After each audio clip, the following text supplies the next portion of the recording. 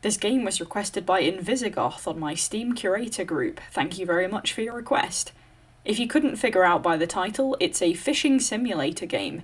It's made by Fishing Planet LLC in, I believe, the Unity 3D engine.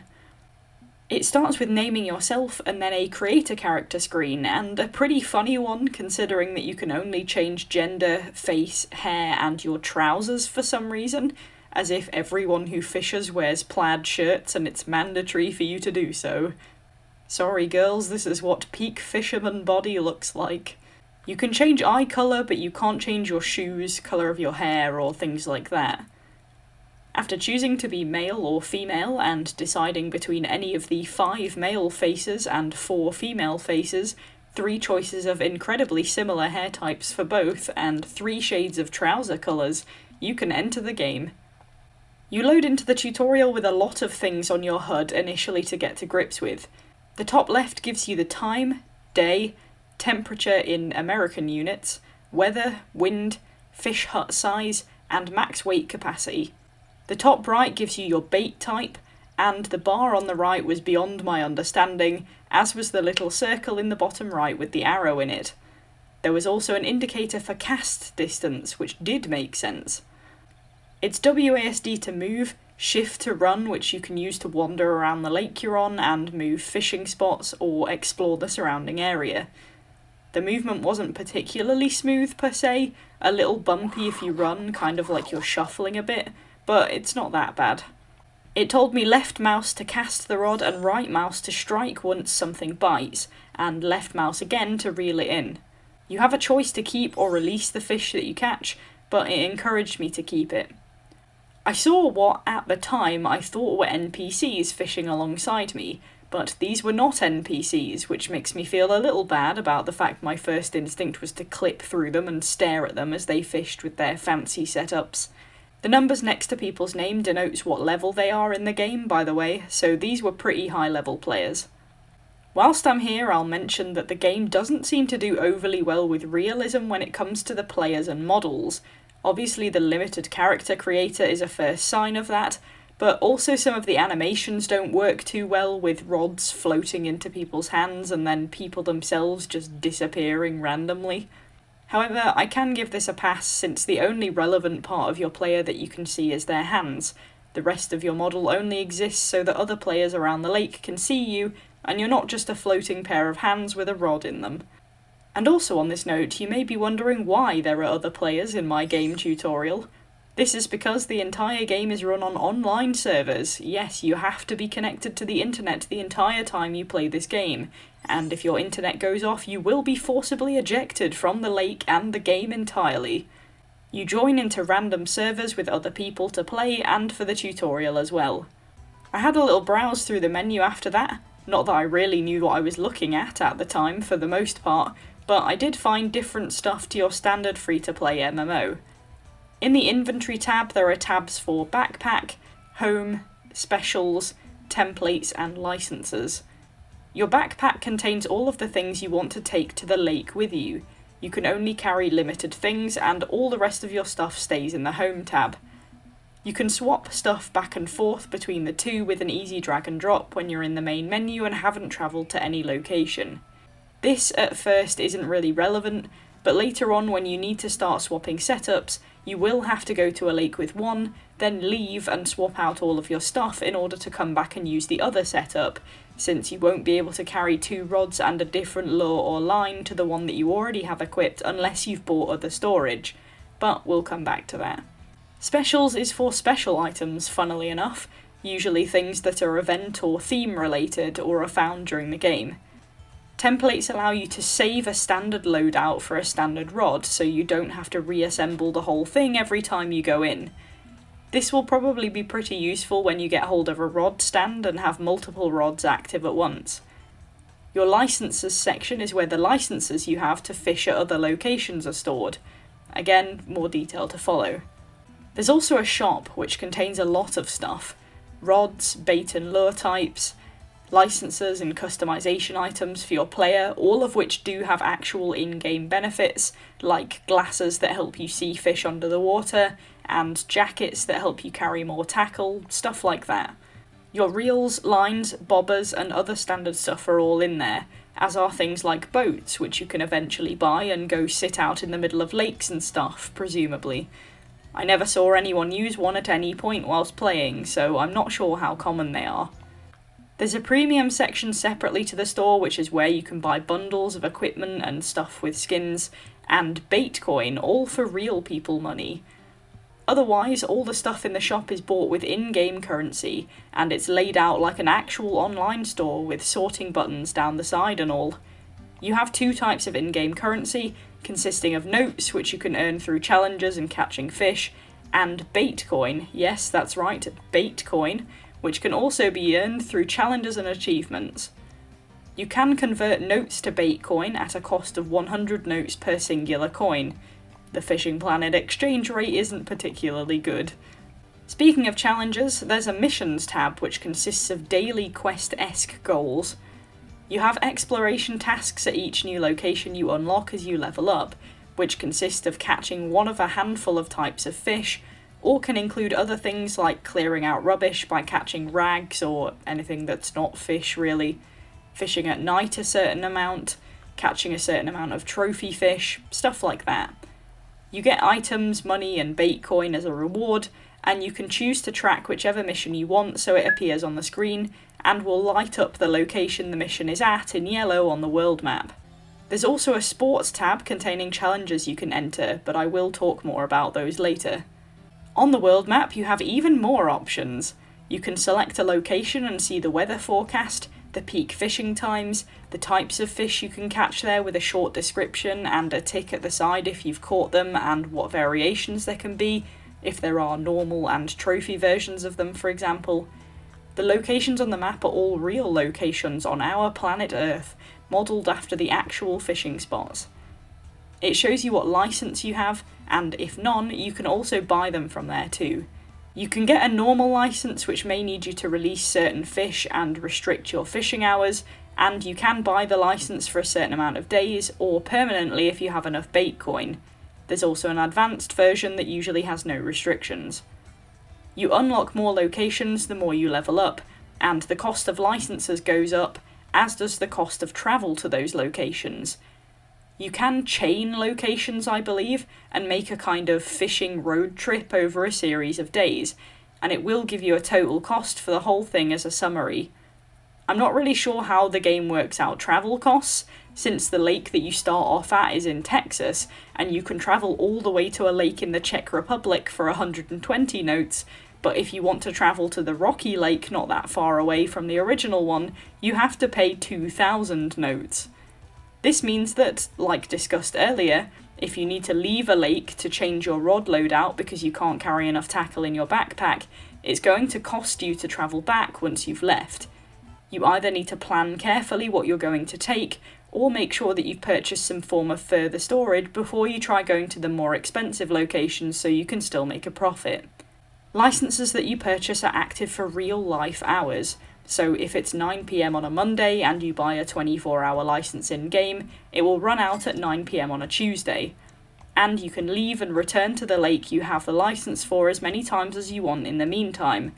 By pressing T, you can also skip time forward to peak times in-game to increase fish catching. You can do this as many times as the cooldown in-game allows, since it makes you wait longer the longer you skip before you do it again to save you leaping from peak to peak time back to back. As you can probably tell already, there's a lot of information to take in, and a lot of different facets to the environment without considering the fishing itself. Your casting and reeling is pretty simple in the tutorial. You throw once, pull once, and reel, and you can zoom in on the bobber to watch it go underwater, even though there's an indicator on the right that you can watch to see when to start pulling. But you don't fish in this format forever, and the game only explains itself up to this point before it refuses to elaborate anymore.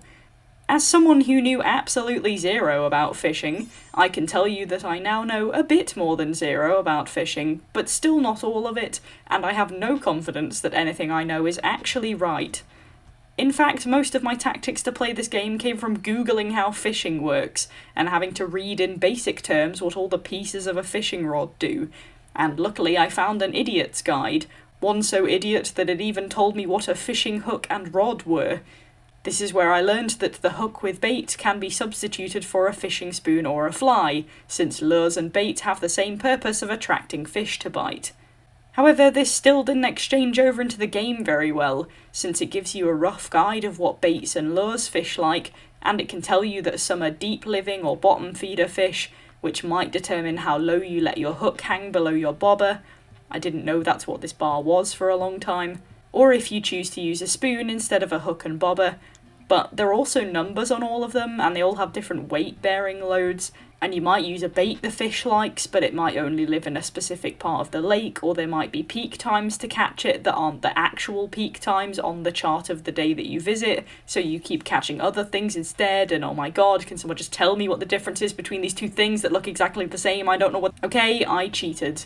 For the sake of progress, I used a tutorial video from Zabby, the link is in the description, who explained to me the exact rod type and bait type I needed and where I needed to go.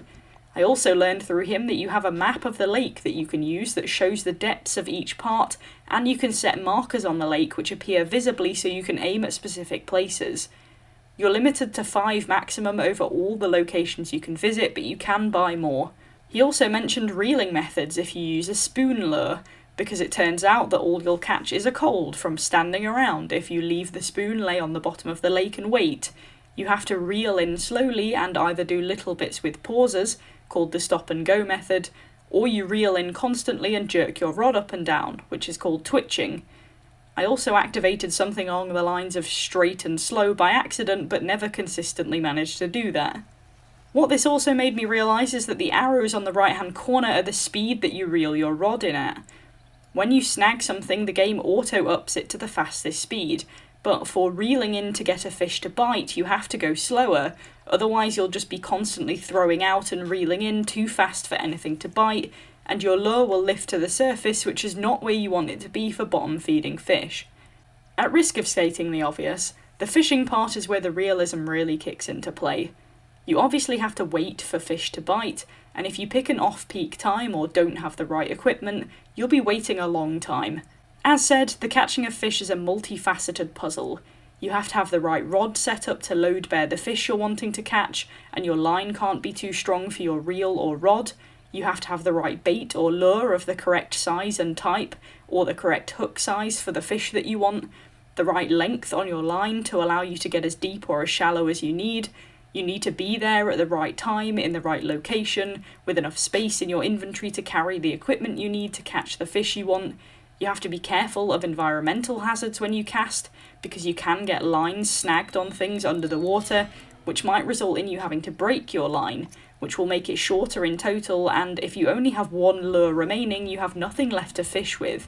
And when something finally does bite, you have to know the right technique to reel it in, because some fish will put up a hell of a fight. They won't just let you reel them in a straight line, easy as anything. As I mentioned before, the arrows at the bottom dictate your reeling speed, but you don't just alter these for when you're trying to lure fish, you also need to alter them if a fish you're trying to reel in is fighting you and swims far away, because if you keep your reel speed at top and the fish is swimming away from you to a long distance, it will start to strain your equipment. The single bar I had on the right hand side at the start I didn't understand initially, but it's a measure of the tension on each bit of your rod, be it the reel, bait, or rod itself. You can split this into 3 separate bars to be able to see more accurately where you're getting strain, and if the bar fills all the way to the red, your durability will absolutely tank if you don't reduce the tension. If it goes to 0, that piece of equipment breaks and you have to buy a new one. If it doesn't, but gets really low and you leave the lake, the game will offer you to repair it for a cost. There are some other little bits and pieces within the game, including different ways to cast.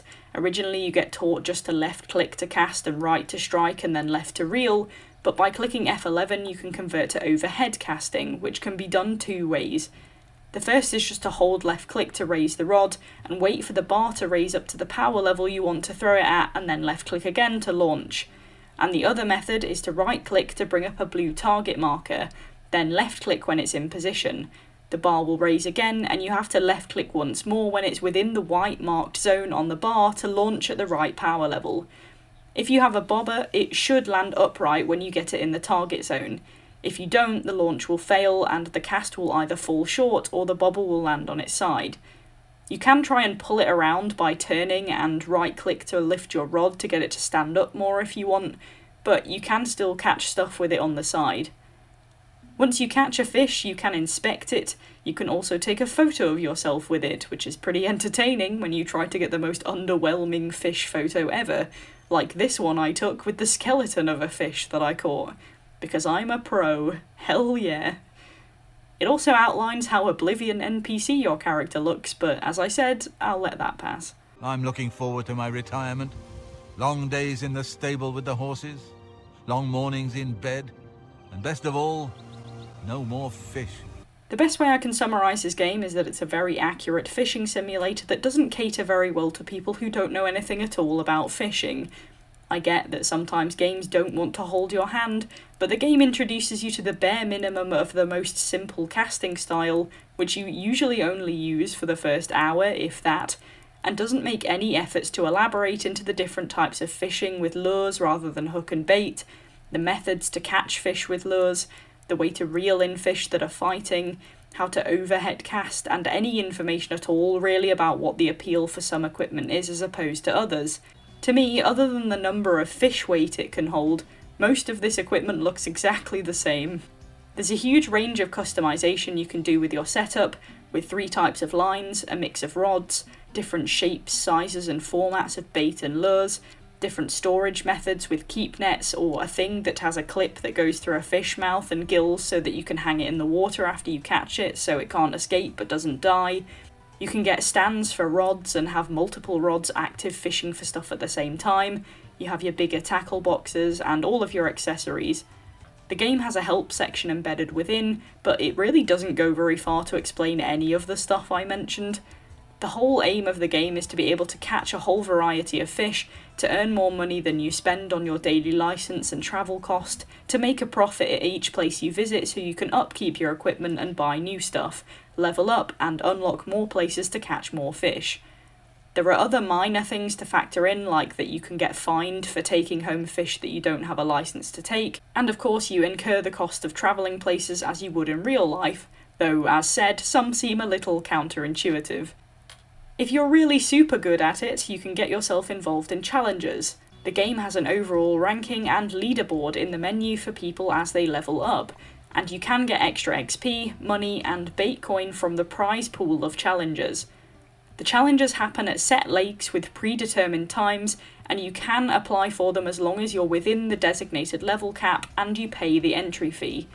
You can create your own using a template from another challenge, or you can go rogue and make a complete new one, determining your max player cap, which can be up to 200 if you make a public game, or you can do a 1v1 against another player.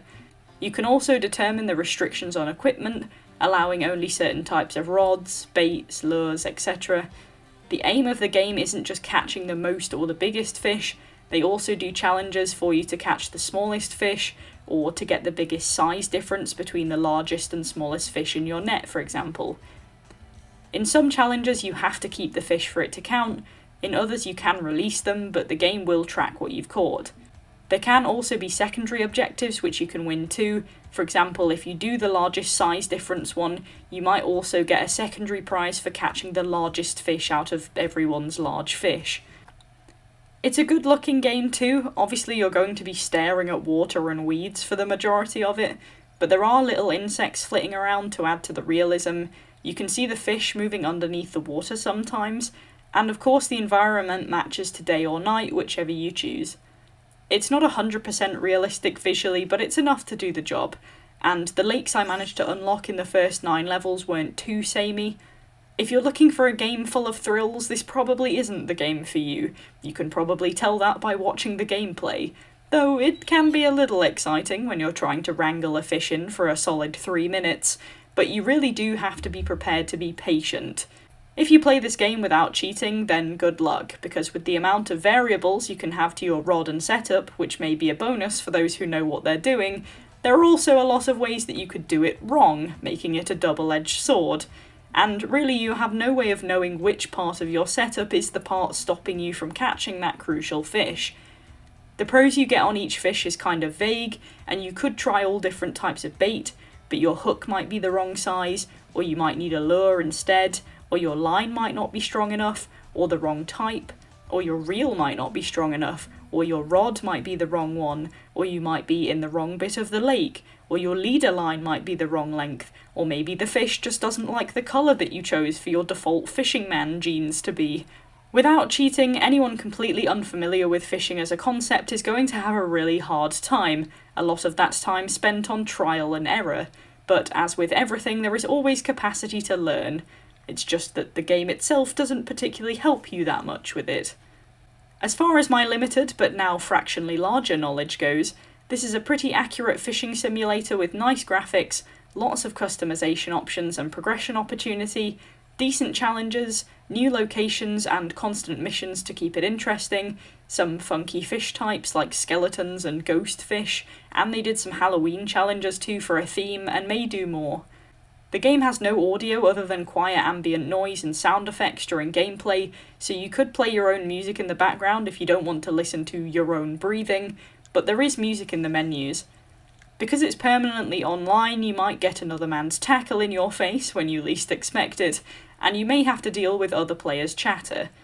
The online community is generally pretty quiet, but they are constantly there, so sadly if you want offline, the game isn't playable. But as said before, you can make your own server to get away from all the rabble. All the mechanics appear to be sound. There is a little luck involved with some fish bites, but I guess it's realistic that not all fish are going to act the expected way. But the way they fight, the way they look when they flick out the water and you reel them up, and the way they interact with the bait, all seem to be very specific and realistic to the fish type. All items can be bought with in-game currency, though you can boost yourself with premium. Premium is shilled fairly hard. You get an ad every time you leave a pond, which can be very quickly shut down, and you get a summary of what you would have got if you had premium when the game totals your profits. But other than bundles and boosting your bait coin, you don't really need premium for anything else. I should mention that some of the ads are for the website itself, since Fishing Planet actually has a real online store with a limited collection of fishing equipment and some accessories. But overall the advertising isn't too obnoxious. For anyone with experience, it will probably be a decent, realistic and relaxing game. For anyone going in blind, you're gonna need to do some studying, I'm afraid, because what's in the test is not included in the tutorial syllabus. They say every day's a learning day, and other than a bit of frustration with not having the patience to trial and error the millions of things I could change to have a chance of catching the fish I wanted, and ending up cheating, it was an enjoyable, relaxing experience, and introduction to the world of fishing. Because of that, I shall give Fishing Planet an 8.5 out of 10. I really don't know how people fish in real life. You people must have the patience of saints.